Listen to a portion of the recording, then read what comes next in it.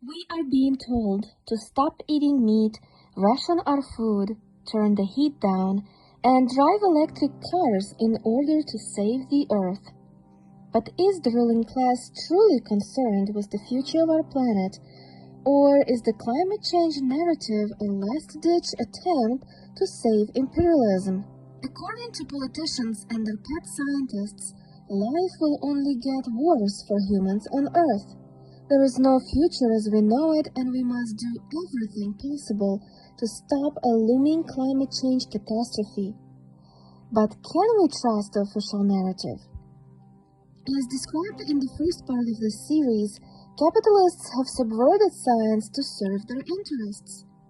Have you heard of the Gilman amnesia effect? Named after Murray Gilman, Michael Crichton illustrated this phenomena as follows. If you open the newspaper to an article on some subject you know well, in Murray's case physics, in mine show business, you read the article and see the journalist has no understanding of either the facts or the issues. Often the article is so wrong it presents the story backward, reversing cause and effect. I call these the wet streets cause rain stories. Papers full of them. In any case, you read with exasperation or amusement the multiple errors in a story, and then turn the page to national or international affairs and read as if the rest of the newspaper was somehow more accurate about Palestine than the baloney you just read. You turn the page and forget what you know. What exactly about the climate change narrative can we trust, and where should we be skeptical? This requires understanding how the theory developed and progressed over the years. It is also important to consider how imperialist powers have used climate change to maintain their dominance over other countries and hold back their industrialization. Originally, before climate change became known to the public, the term global warming was widely used. It appeared for the first time in print in an article by Wallace Smith Broecker, writing in the August 1975 edition of the journal Science. Climate change, are we on the brink of a pronounced global warming? Broecker, a geochemist from Chicago, initiated research on humans' influence on the Earth's climate.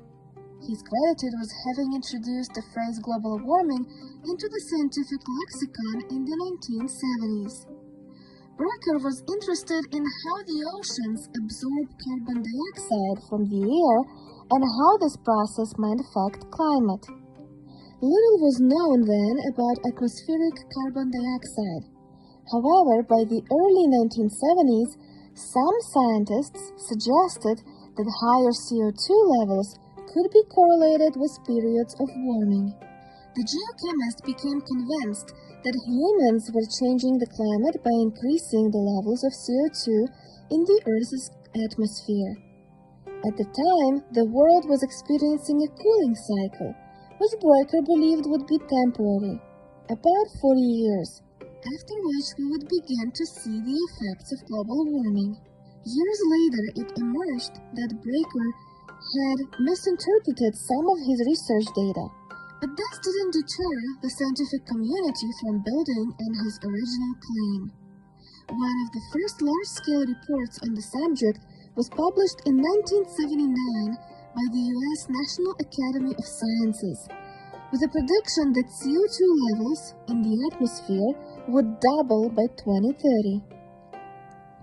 In 1979, CO2 levels were at 334 parts per million, while today in 2023 they are just 421, and unlikely to spike to 668 in the next 7 years. It seems the 1979 doomsday prediction will turn out to be wrong, and it's not the only prediction widely off the mark. In 1970, Dr. Paul Ehrlich predicted that oceans would be dead in less than a decade, and that the U.S. would be subject to water and food rationing by 1980.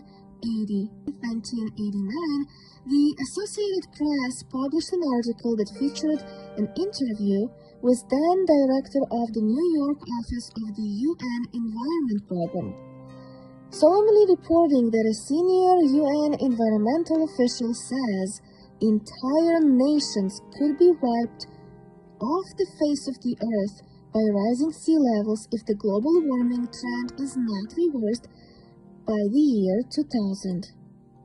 One could easily write a book about such failed climate catastrophe predictions. According to research from the Niels Bohr Institute and the University of Copenhagen, while a rise in temperature and atmospheric CO2 closely track each other, the rise in temperatures in fact came first.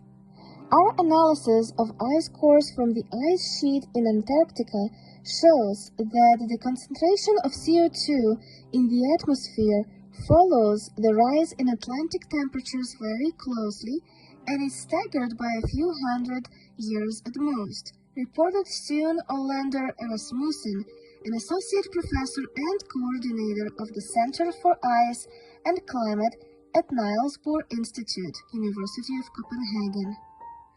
So it is undeniable fact that CO2 levels in the air are rising.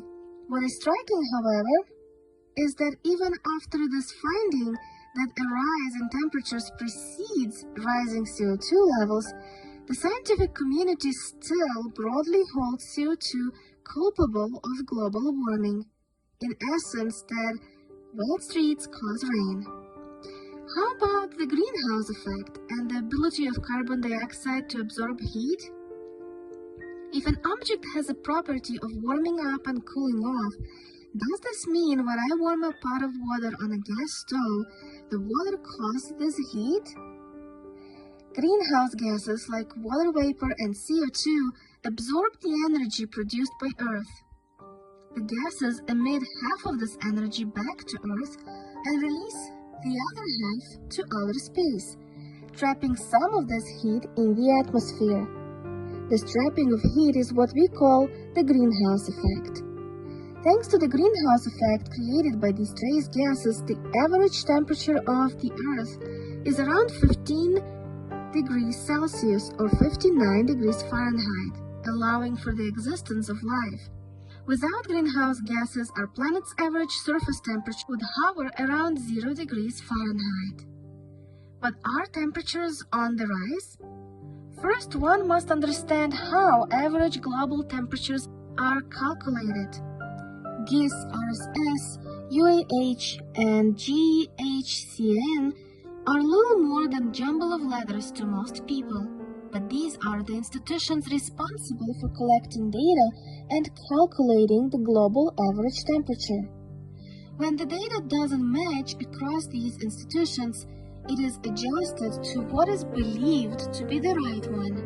These adjustments are very common and always one-sided, adjusting data to make the past appear cooler and the present hotter.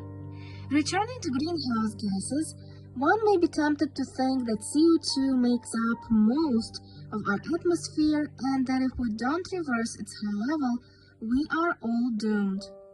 But in fact, carbon dioxide accounts for just 0.04% of Earth's atmosphere, while greenhouse gases in total comprise not even 0.1%. How about the rest of the greenhouse gases? For example, water vapor. Water vapor accounts for about 95% of total greenhouse gases and contributes more to the total greenhouse effect than either carbon dioxide or methane. But because human activities don't impact water vapor, it was conveniently overlooked and this broader analysis ignored. 500 million years ago, atmospheric CO2 concentration was at a whopping 3,000 to 9,000 parts per million, compared to the current 421. Yet the average temperature wasn't much greater than 10 degrees Celsius above today. Of course, people didn't exist then, so it's worth studying a more recent example. Levels of carbon dioxide have changed over time, rising during the warm episodes, interglacials, and decreasing with ice ages. Current levels are only slightly outside of the historic trend. So why would scientists lie? And if climate catastrophe cannot be stopped, why is the whole world united in an effort to do the impossible? But maybe we're just being led to believe that everyone is on board. Perhaps the imperialist bullies of the world, those who have historically industrialized and polluted more than other countries, are using climate change as a political tool and a cudgel to keep down developing countries and maintain hegemony. Remember Dr. Wallace Broecker, the scientist who coined the term global warming? Broecker advocated for someday abandoning fossil fuels, but also understood their utility, especially for poor nations tackling poverty. I don't think we can destine the poor people on the planet to remain poor just so we cannot have CO2 buildup in the atmosphere, he said. Coal is going to get burned. There's not anything we can do about it. How are you going to stop people from using it? It's one thing for rich, industrialized countries to start looking into alternative green energy, but what about the rest of the world? Forcing all countries to pursue green energy production only pushes people further into poverty, as they would struggle to pay rising energy bills. These green energy systems are hardly a panacea for the environment. Some renewable power technologies are harmful to the environment. For example, lithium-ion batteries. The lithium for these batteries is the result mining process that requires 500,000 gallons of water for every ton produced. Toxins from this mining process leak into rivers, causing fish deaths. And if solar panels are so clean, why do they produce so much toxic waste? According to Forbes, the unsolved problem of safe solar panel disposal will explode with full force in 2 or 3 decades and wreck the environment. Even wind turbines are causing damage to the environment by killing birds.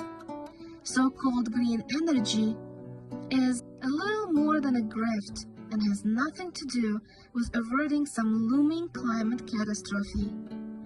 Exposing the capitalist class's abuse of science for all to see and educating working people is the only way we can hope to save our planet.